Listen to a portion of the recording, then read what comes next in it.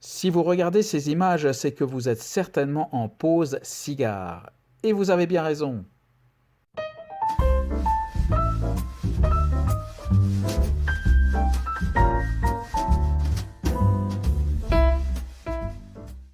Bonjour et bienvenue. La toile de fond reste française avec ce nouveau numéro, mais nous partons à Cuba avec la marque Quai d'Orsay.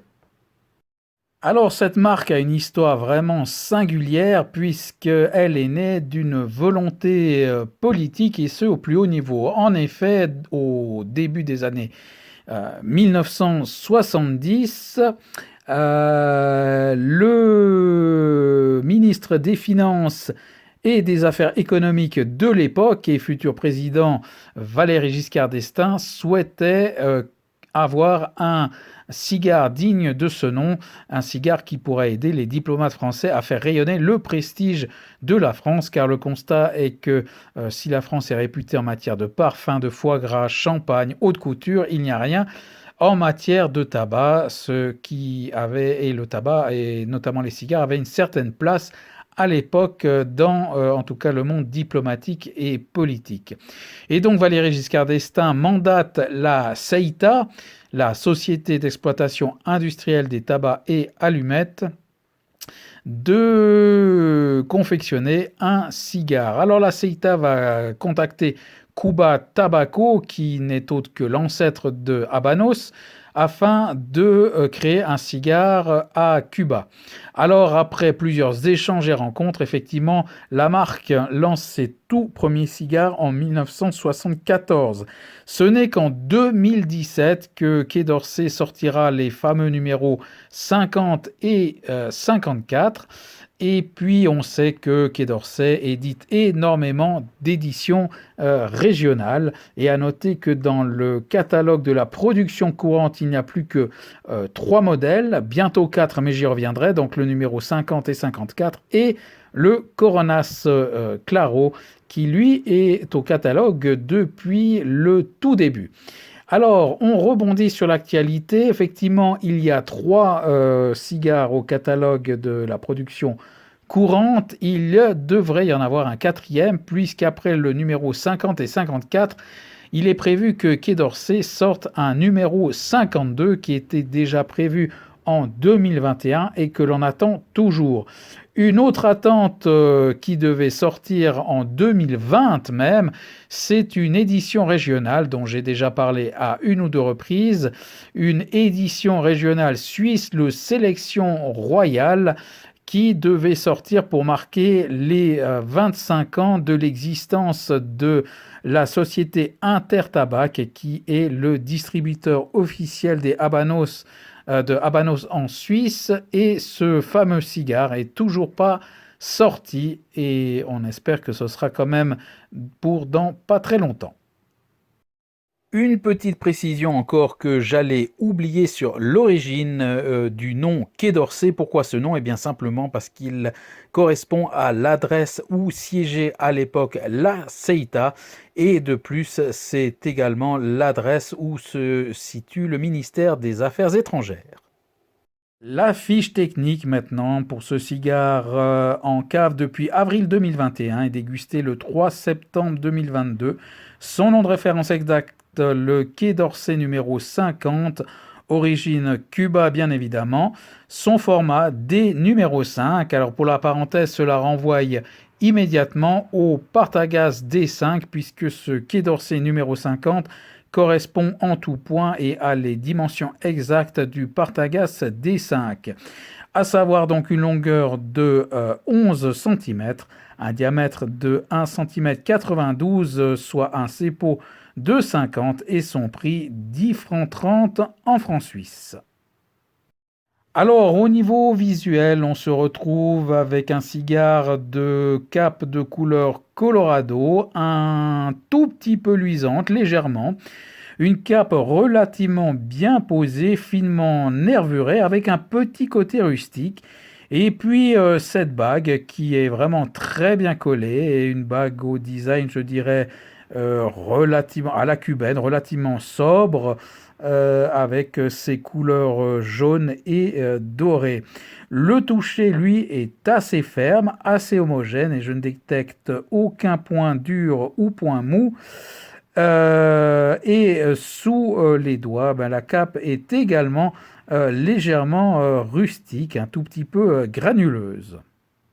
On se rapproche du pied qui dégage des parfums alors très nets de cèdre et également un petit côté feuille morte, le tout dans un environnement assez doux. Et puis au niveau du tirage, un tirage avec vraiment une bonne résistance et les saveurs qui nous parviennent à cru, eh bien on retrouve du cèdre avec, je dirais, un petit côté qui nous rappelle également du liège et là aussi l'environnement est assez léger. On rentre dans la dégustation avec le premier tiers où les premières saveurs qui arrivent en bouche sont du bois avec quelques accents de brûlé. Ce sont les mêmes saveurs que l'on retrouve pour la rétroolfaction et également la fumée qui est relativement abondante. Par la suite, sur ce premier tiers, l'accent brûlé va plutôt virer, va se calmer un petit peu et virer au torréfié et nous rappeler vraiment un fond de café serré. La rétroolfaction, elle, s'adoucit également. Et sur ce premier tiers, donc les saveurs principales sont vraiment du bois et du café avec quelques notes de noix fraîches. Et sur la fin du premier tiers, je note un léger décalage de combustion.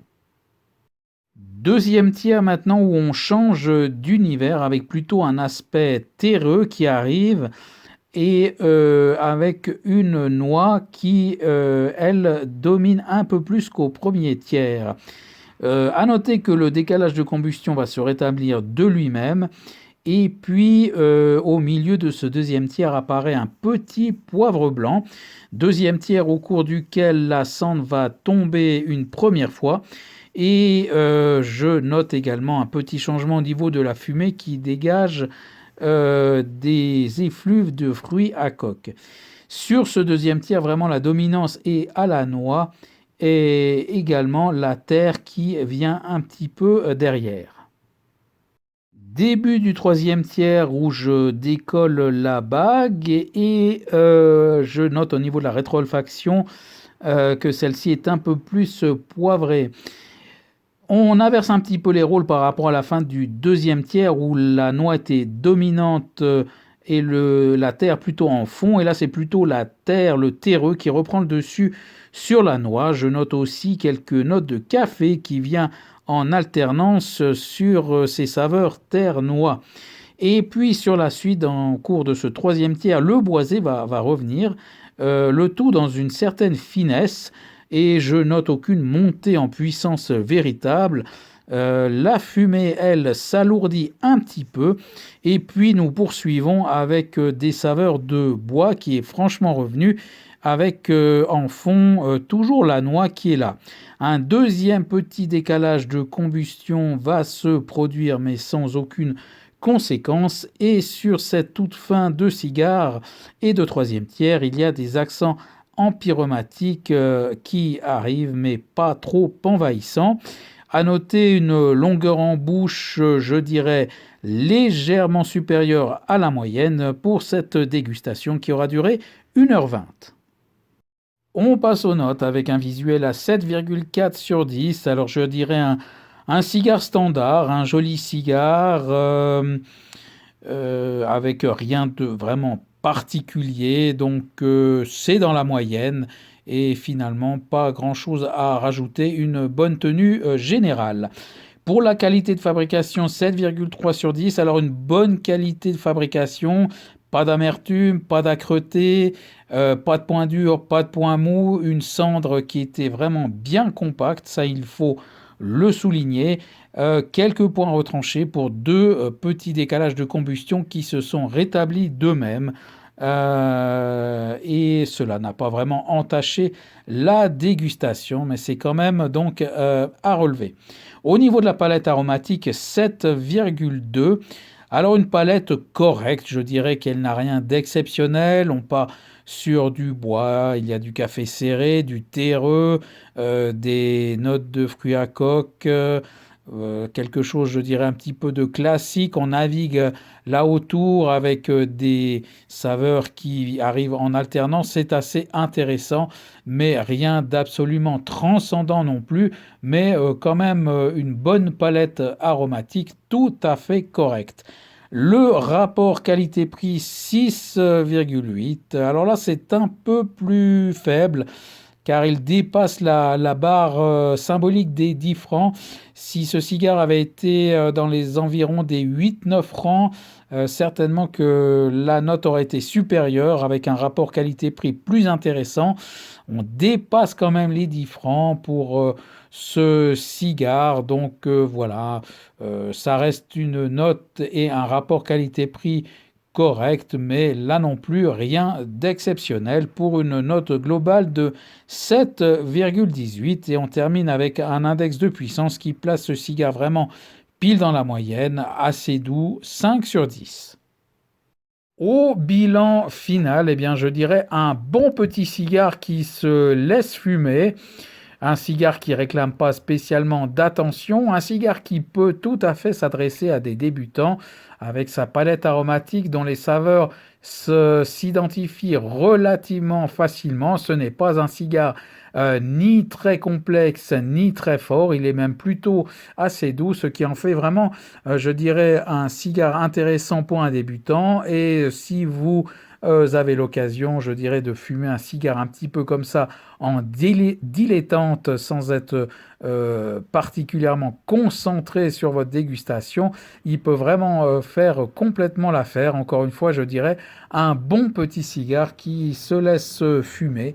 Et d'ailleurs, j'en ai racheté quelques-uns dans ce but. Nous arrivons au terme de cette vidéo en espérant qu'elle vous aura plu et qu'elle vous aura su vous donner quelques indications intéressantes et pertinentes. Et en attendant de vous retrouver pour un prochain numéro, je vous dis à bientôt.